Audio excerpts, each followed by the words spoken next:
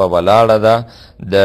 د هوا پیژندنې ادارې ټول غلط معلومات ارائه کوي. پاتې په دویم مخ کې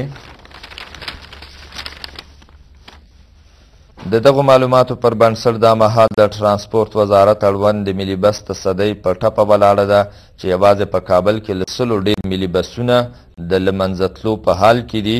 یوازې په کابل کې له 400 زیات ملي بسونه شته، خو اوس د ښارونو پر ځای د وزارتونو مامورین انتقالوي.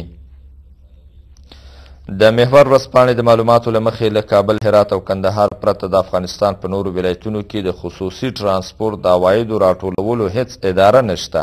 په دغو ولایتونو کې نیمروز، ننګرهار، فراه، فاریاب، هلمند، روزګان او نور شامل دي. د کماز د تصدۍ پخواني مشر عبدالجلیل همدرد په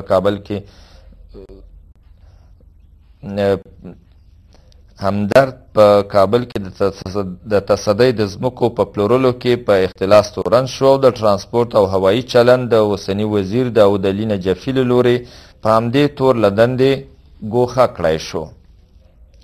خو ښاغلي همدرد هیڅ قضایي ځواک ته د سپیناوي لپاره د حاضرېدو څه نه دي ویلي، چې ډیری یې د ښاغلي نجفي لخوا یوه ډرامه بولي. خو د دې وزارت وایان ننګیالي قلاتوال دغه تورونه رد کړل. د ولسي جرګې د مواصلاتو کمیسیون په وینا د کماس تصدۍ وسایط دغه وزارت په اجاره ورکړي چې په دغو دولتي وسایطو د نه څارنې له امله تر نیمو ډیر هغه یې خراب شوي دي. په ټرانسپورټ وزارت کې د فساد بله بیلګه چې محور ورځپاڼې ترلاسه کړې په هلمند کې د اصلاحات اداري لخوا د حاجي عبدالغفور په نوم د یوه کس بریالي کېدل وو، خو پر ځای یې وزارت یو بل کس د سرپرست په توګه وارستولی دی. ورته کار د رسا په نوم له یوه کس سره په مزار کې هم شوی دی. د قانون له مخې یو کس په یو پوسټ یو ځل د ګمارل کېدو حق لري، خو په پېښور کې د ټرانسپورټ وزارت په بهرنۍ نمایندګۍ کې د دوست محمد په نوم کس چې 3 ځله د نامسلکي توب په تور له دندې ګوښه شوی، 4م ځل هم ګمارل شوی دی او دا مهال دنده ترسره کوي. د هوایي چلند په نړیواله اداره کې چې ایکا یې بولي او مرکز په کاناډا کې دی، د یلدا په نوم یوه ښځه استول شوې چې په نامسلکي او بد اخلاقۍ تورنه ده. خو د ټرانسپورټ وزارت ویان ښاغلي قلاتوال دغه تورونه رد کړي. که چیرې څوک په دې اړه شواهد او اسناد لري، قضایي ارګانونو ته دې مراجعه وکړي. په یوه نړیواله اداره کې که کار ونشي کولی، ولې اداره قبلوي؟ وزارت د نوي کال لپاره د ټرانسپورټ شرکتونو او د ملي بس د تصدۍ د ستونزې هواري په پلان کار کوي. موږ د ټاکنو معیارونه لرو چې دوست محمد د همدغو معیارونو پر بنسټ ټاکل شوی دی. د ولسي جرګې د مواصلاتو کمیسیون منشي قیس حسن وایي دوست محمد د نامسلکي توب په تور له دندې ګوښه شوی، خو په ټرانسپورټ وزارت کې د شخصي اړیکو په اساس 4م ځل هم ګمارل شوی دی.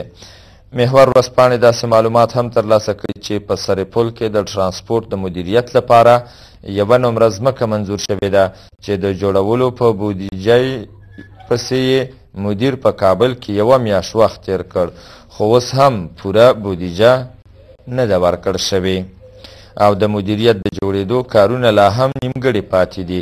پر دې ټولو سربیره د ټرانسپورټ وزارت په کاري پلانونو کې له دې امله نیوکه کیږي چې ټرانسپورټي شرکتونه بیمه نه لري او د ټکر پر مهال مسافرینو ته تاوان هم نه ورکوي. 3 میاشتې وړاندې د کابل کندهار پر لاره د 303 ډوله بس د ټکر له امله 53 مسافرین وسوځېدل. خو په پیښه کې د یو وژل شوي ورور محمد خان محور ته وویل څو ځله مې ټرانسپورټ وزارت ته مراجعه وکړه، ولسي جرګې ته له استازو سره ولاړم، هېڅوک مې غږ نه اوري، ټول وعدې کوي خو یوه هم خپله وعده نه ده عملي کړې. د ولسي جرګې د مواصلاتو کمیسیون منشي قیس حسن وایي په ټرانسپورټي شرکتونو د نه څارنې په تور مو څو ځل د ټرانسپورټ وزیر داودعلي نجفي کمیسیون ته راغوښتې، خو هر ځل ژمنې کوي او عملي اقدام یې تر اوسه نه دی کړی. د ولسي جرګې غړي رمضان بشردوست محور سره په مرکه کې وویل